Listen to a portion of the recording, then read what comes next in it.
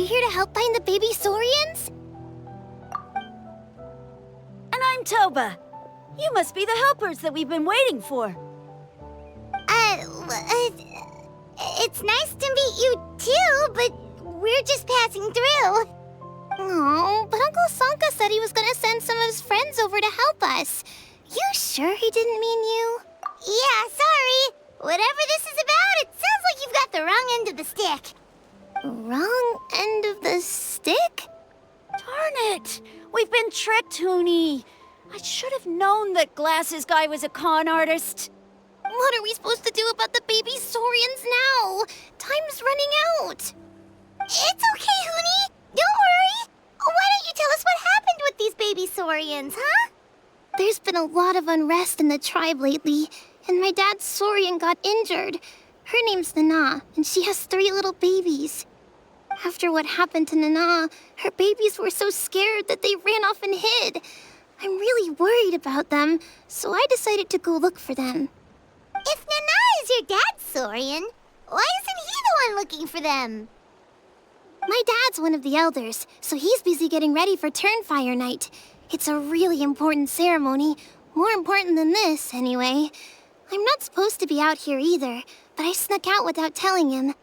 I didn't think it would take very long, but then that guy we ran into made us tell him loads of stories, and it wasted so much time. Yeah, he was so selfish. He doesn't have a heart. It's all right. Don't let him get to you. We're here now and we'll help you because we care a lot, don't we, Traveler? They should be. I already managed to find their tracks, and it seems like they're hiding on the cliff. Really? Wow! Thank you so much, Mr. Traveler and Miss Paimon. Awesome. You gotta be careful out on the cliffs, though. They're really steep. Even grown-ups have trouble climbing them.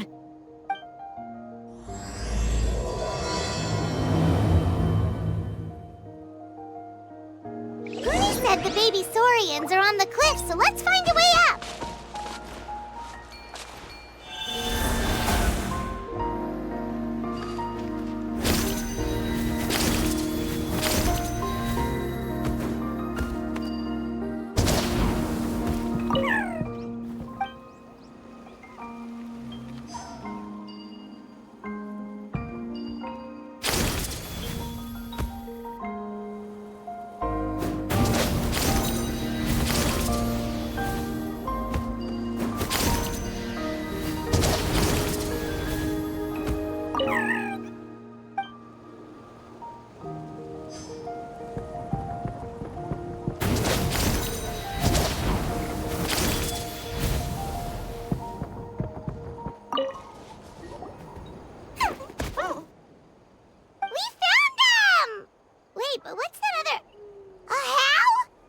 Well, if it isn't the gruesome twosome who wormed their way into our servant circle of friends.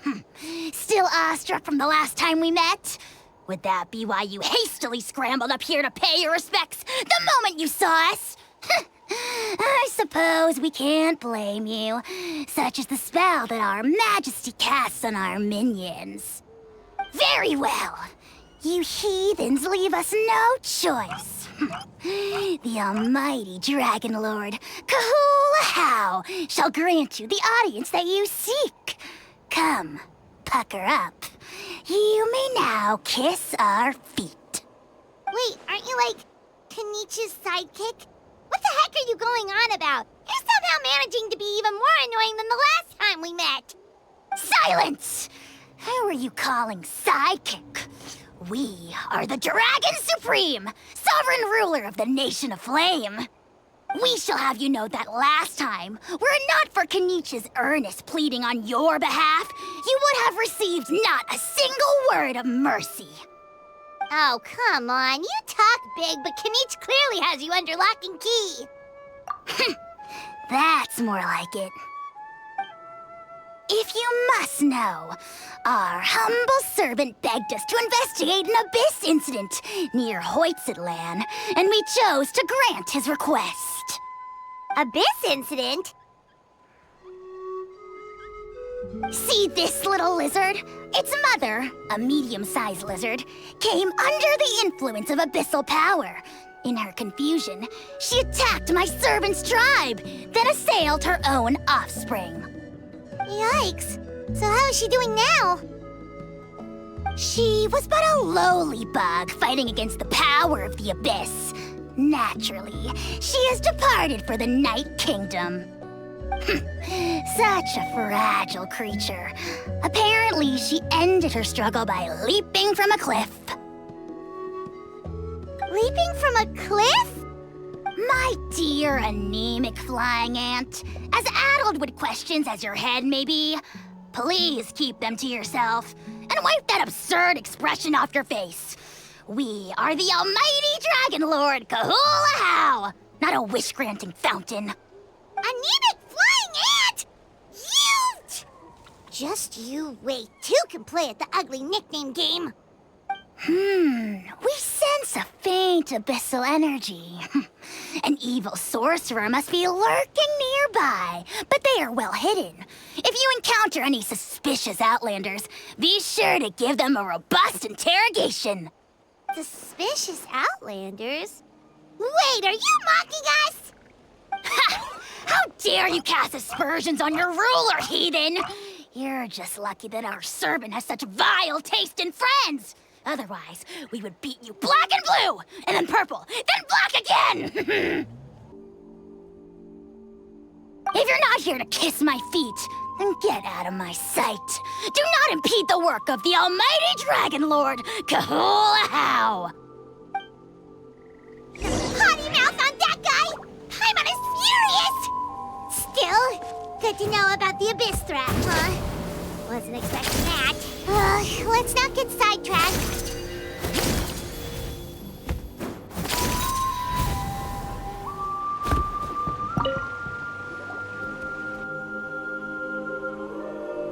Wow, you're back already? That was so fast. I'm so glad that the babies are all right. Thank you both so much. Now we can finally go home and stop worrying about them. You're welcome. Piece of cake! You're not from Natlan, right? Because your clothes look different than ours. Hey, you must be tired after all that climbing. You should come take a rest at my house. Yeah, please come. I promise you'll get a big Scions of the Canopy welcome. We love having guests, and you're really nice people. Not like Glasses Guy. By the sound of it, Glasses Guy wasn't from Natlan either, right? Uh-huh. Well, his clothes sure weren't. You know what? Now that I think about it, there was something really fishy about him. Really? Maybe he was the suspicious outlander that Ahau mentioned.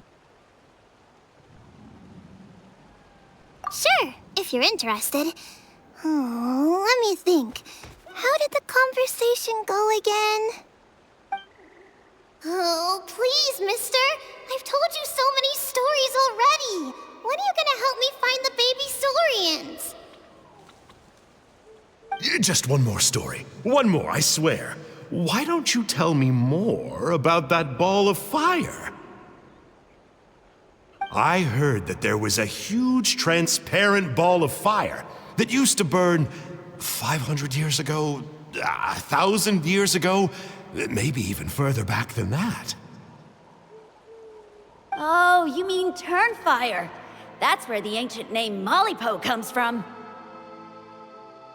Oh, wow. So it was the origin of an ancient name.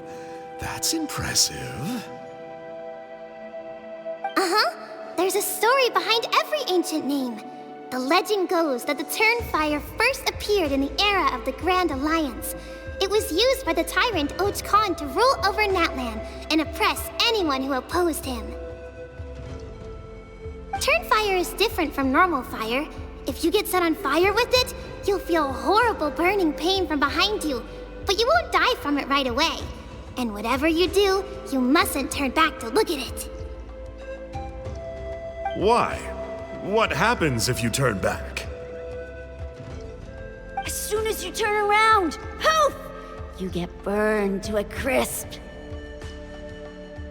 Well, good golly gee. I mean, it's one thing to singe someone's clothes, but burning people alive?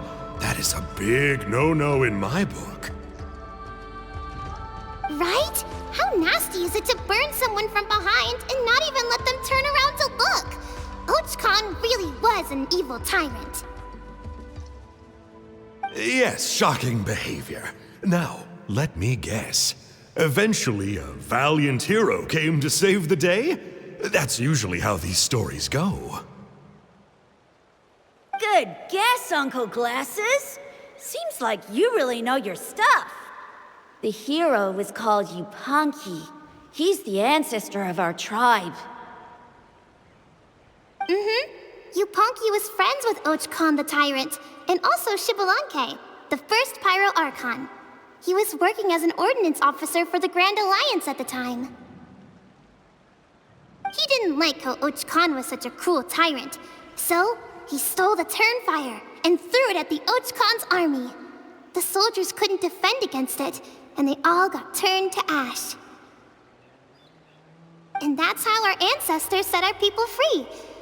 But just as he was about to leave the city, he thought he heard Ochcon calling out to him from behind. It caught him off guard, and he turned around to look. But Ochcon wasn't there. All he saw was a city burned black, an army in ruins, and giant flames reaching up into the sky. A split second later, the flames he saw burst out from inside his eyes and swallowed him up. All it took was a single glance. As soon as he looked back, he was burned to a crisp. The question is, was this the price he paid for stealing the Turnfire, or the price of turning back? Nobody knows the answer. But the fire that consumed Yupanqui burned more fiercely than any other. It burned for 100 days until it burned a hole right through the ley lines. And then, the flame dropped into the deathly dark Night Kingdom, where it still burns to this day. The grown-ups say that it lights up the path that leads to the next life. But for the dead to be reborn, they have to accept the flames and be purified by the fire first. It's like a final look back at your life, where you have to answer for everything you did. Anyway, that's the story of Yupanqui's Turnfire. Ah, a fine parable indeed. So, is it true? Is it really possible to find this fire in the Night Kingdom? I don't know. I think it's just a story. Either way, I assume this name has been passed down in your tribe ever since? Sure has. It went to Burkina, the hero that we celebrate on Turnfire Night. But that was 500 years ago. Yeah, and now it belongs to Kanich. So we often call him Malipo Kanich. Kinich, huh? All right, Uncle Glasses, that's enough stories. Now, can you please go find the baby Saurians for us like you promised?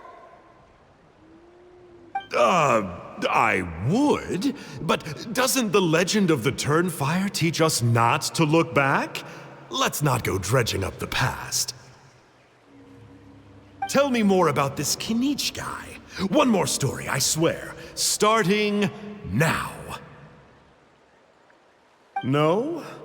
Careful, Toba. You look dangerously close to cursing me out right now. Tut tut. We can't have that. Cursing is for grown-ups only. Uncle, you'd better not be trying to trick us, or the Turnfire will get you when you die. How would it get me if I'm outside of Natlan? Uncle Glasses isn't from here, you know. Unlike you. Huh? Wait, is that?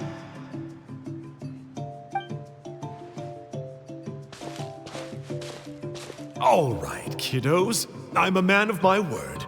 2 of my friends are on their way here, and, yeah, they'll help you out on my behalf. Work them like dogs, okay? That's what they're here for. Don't go easy on them just for my sake. Really? Well, first, can you tell us your name? We met at the foot of this cliff, so beneath the peaks, let's go with Sanka. Seriously? If you don't believe me, turn around and see for yourselves. They're right behind you. Huh? Where? Oh, wait! Uncle Sanka, where did you go? Yeah, definitely a fishy character. It sounds like he was digging for info about the ancient names. Yeah, and not only that, but he betrayed us too. He'll pay for this. All he got out of us was some stories, though. What's the worst that could happen? Traveler, maybe we should go tell Kanich about this.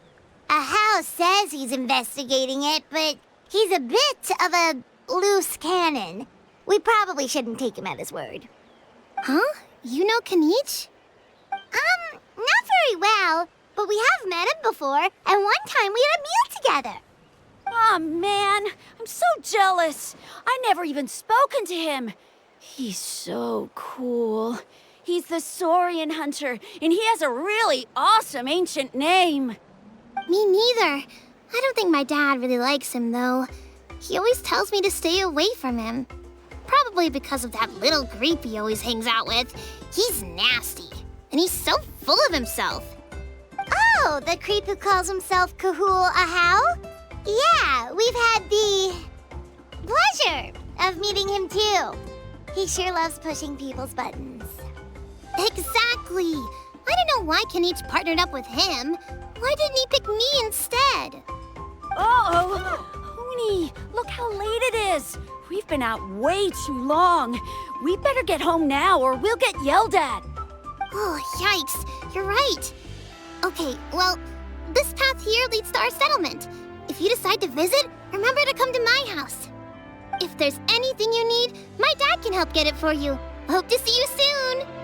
We gotta run. Bye for now.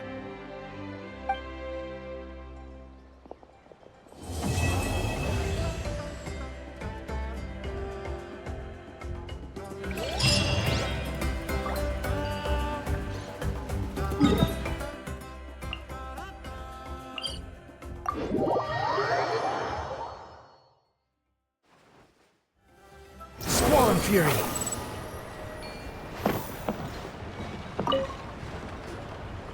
Huni, what were you thinking, going out by yourself? Don't you know how dangerous it is? It's okay. Toba helped me. And we met some kind strangers who helped us. And Kind strangers? What made you so sure they were so kind, huh? Oh, I suppose they had kind stranger written on their foreheads? yeah, actually, they did. In big, bold letters. Don't talk back to me. The Mountain King problem still hasn't been solved. What would I do if I lost you too?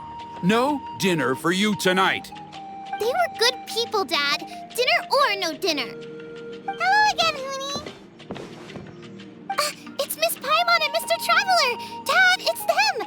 They're the ones who helped me. And I promised we'd take care of them if they came to visit. Oh, so you're the kind strangers. Well, I'm Trinidad. Apparently, you helped my daughter today, so if there's anything you need, just ask. As an elder of the Scions of the Canopy, I've got some influence around here. Now, I trust that you're sensible people who know better than to take advantage of their host's generosity. Yep, just helping a neighbor. We're not looking for anything in return. Oh? Well, let's hope so. Dad, please! They're not bad people! They've eaten at the same table with Kanich before! Be nice to them! Kanich! Wait! I heard that two mysterious travelers from afar showed up at the Stadium of the Sacred Flame. Are they you? And Paimon's the other. I do apologize. A lot's been going on in our tribe lately, and I suppose the pressure must be getting to me. I can't believe I was so rude to you. I feel ashamed. We got off on the wrong foot. Can we, start over? Oh, now we're talking. Seriously, though, don't worry about it. Already forgotten. We're just happy to see Huni got home safe and sound. Oh, you just arrived, I take it, and it would be my honor to give you a hero's welcome tonight. Careful now, that's quite an about face. We've heard that kind of thing can lead to spontaneous combustion around these parts.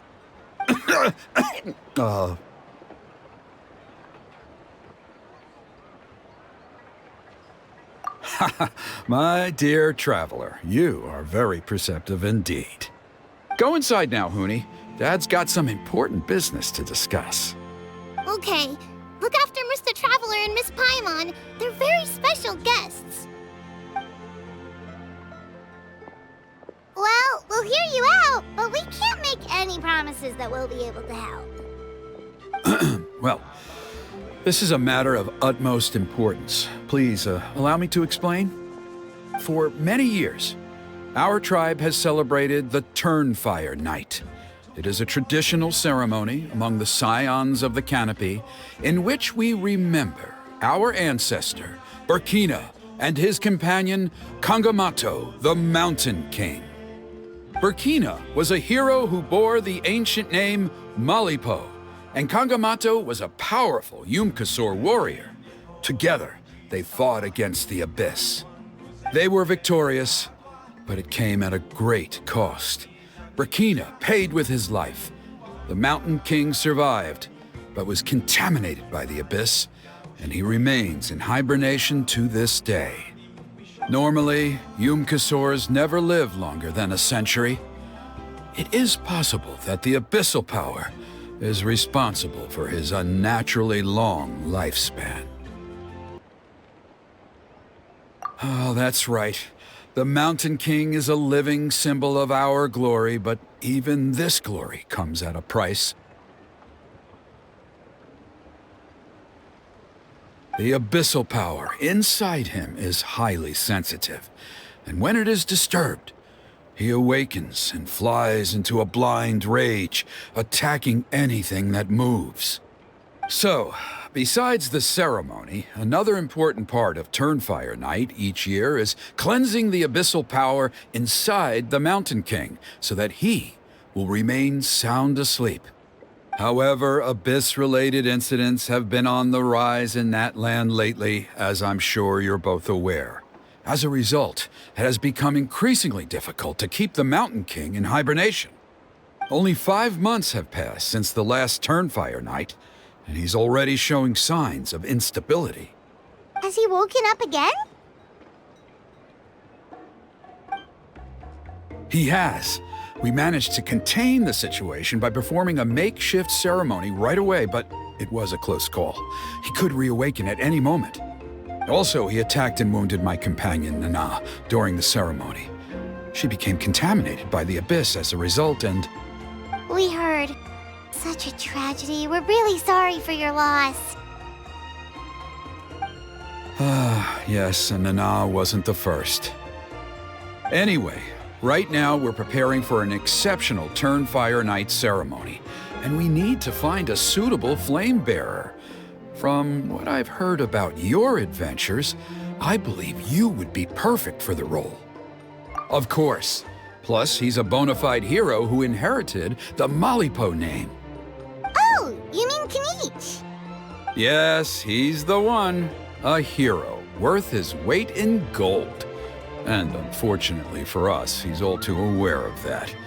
No prizes for guessing what he said when I asked him to host a Turnfire Night outside of the annual schedule. An exceptional ceremony? Oh, I'll have to charge an exceptional price. I swear, no other concept exists in that boy's brain. I'm not the one to usually talk about people behind their backs, But I'm convinced the Wyub got hit on the head and took a wrong turn the day it chose to give that ancient name to him. I mean, have you ever heard of a hero whose mantra is, "What's your asking price?" Oh, and don't get me started on that insufferable Ahau he hangs around with. Thinks he's God's gift to mankind. Pompous fool. Yeah, Paimon has to agree on that last part. Anyway, the fact is, the ceremony can just as easily be done without him as long as we can find someone else. And besides, you two seem like much better candidates. So, what do you think?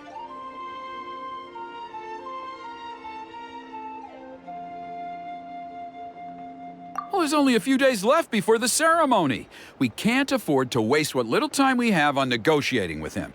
Now, I much prefer if you would consider taking his place. Wonderful! I can't thank you enough. Huni was right about you. You have kindness in your hearts. Come with me to the other side of the mountain. I'll bring you up to speed on each step of the ceremony. As experienced warriors, I'm sure you'll pick it up in no time.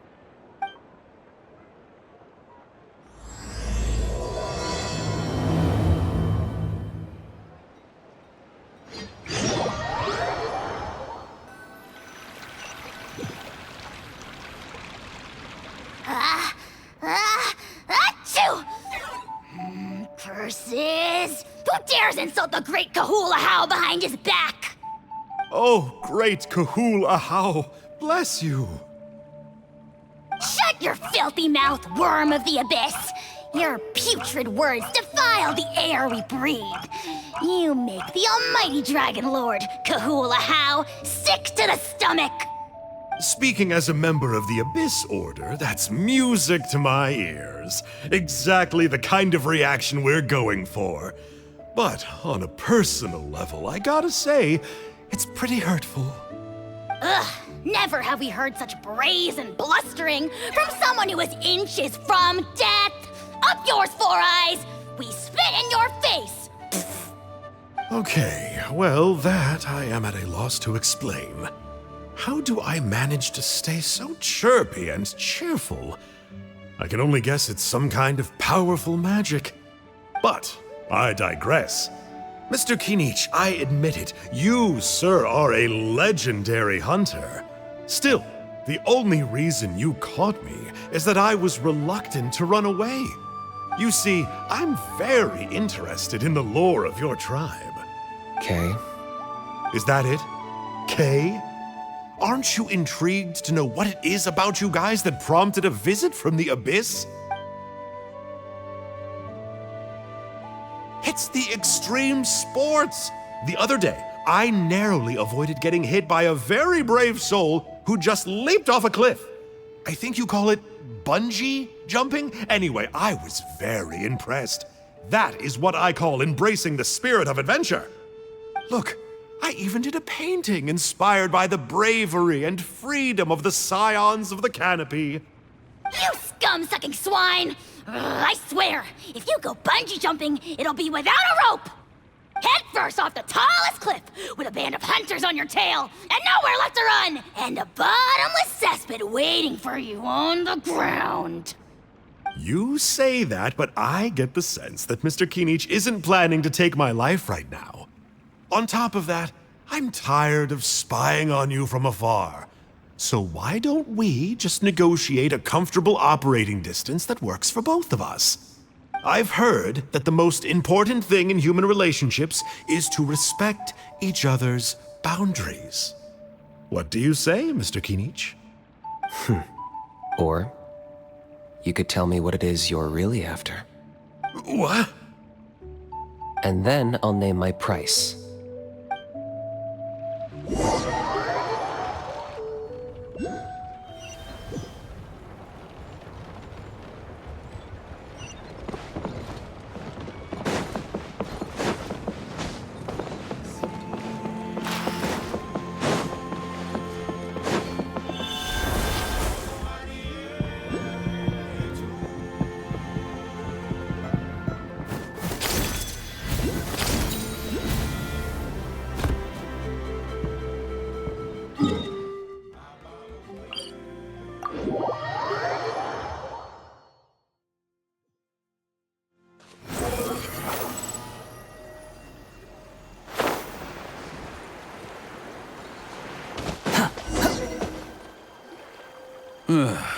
the abyss contamination is back. No surprises there. No doubt that explains the Mountain King's recent activity.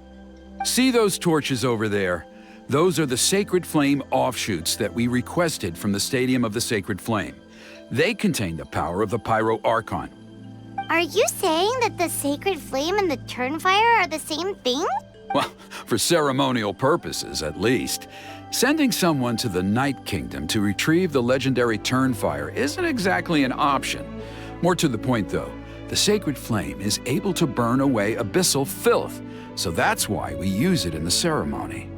Gotcha! So basically, we just need to clean up the filth with the Sacred Flame. Well, that's one part of it, yes, but the complete ceremony is a bit more complicated than that. First, the flame bearer must collect a kindling of the sacred flame from the starting point, then use a grappling hook to fly up into the sky and light each of the sacred flame pillars. Then, they must go down into the canyon, all the way into the cave where the Mountain King slumbers, lighting braziers and the final altar along the way. The most skilled flame bearers can accomplish all of this without touching the ground once. As much as I hate to admit it, Kanich is capable of this. Wow! He can do all that flying without ever falling to the ground? Well, of course Paimon can. It'd be much harder for you guys. Well, don't worry. It's not a requirement of the ceremony. You're allowed to touch the ground. The only thing you're not allowed to do is turn back. The flame bearer must always keep moving forward. You can't skip a pillar, then come back to it after lighting the next one. To do so would be to disrespect our ancestors. So, what actually happens if you do turn back? Surely the fires don't just go out. If you're not careful, you might get burned. What about today then? Does the same rule apply? Oh no, don't worry. Today is just a practice. The order doesn't matter. You just need to take the sacred flame, cleanse the filth, then go light all the braziers. Are you ready? I'll repeat all the key points again. Gather the kindling, cleanse the filth, and light all the braziers. I'll wait for you at the end.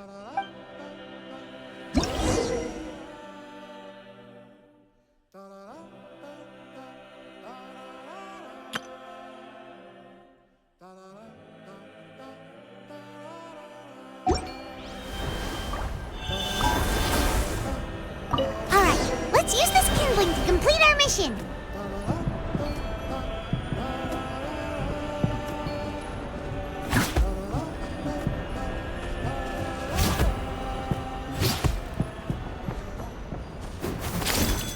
There's abyssal filth over there. Let's burn it away with the sacred flame.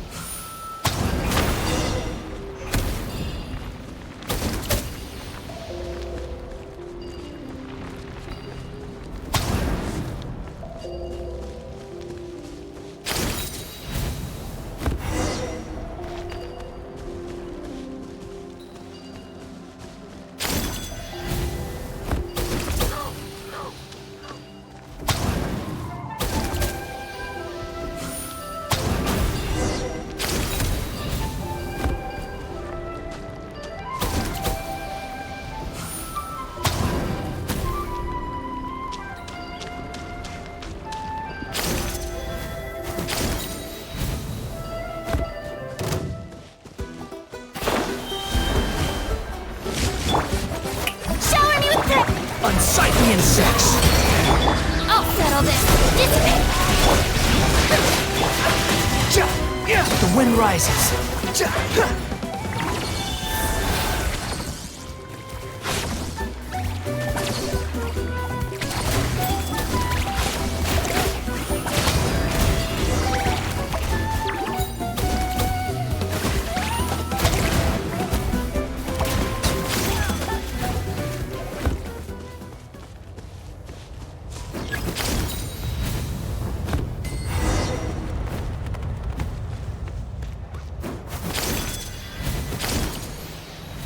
That should be all the braziers. Let's regroup with Trinidad.